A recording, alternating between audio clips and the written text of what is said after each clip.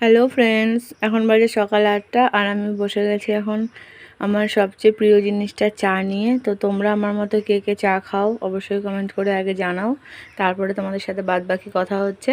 আর চা খাওয়ার পরে এবার চলে যাব রান্নাতে।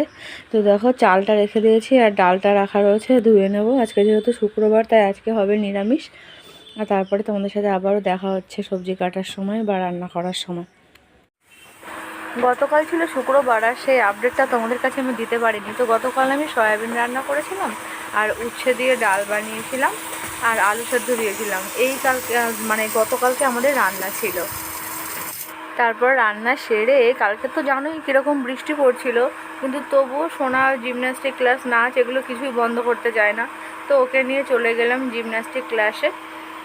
আর কালকে সোনার জিমন্যাস্টিক ক্লাসে সোনাদেরকে এই ব্যায়ামগুলো করাচ্ছিল। তো তোমরা ব্যায়ামগুলো দেখো আর বলো তোমাদের কেমন লাগলো।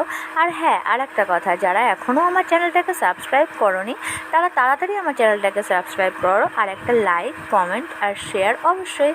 তো কালকে আবারও দেখা হচ্ছে নতুন ব্লগে।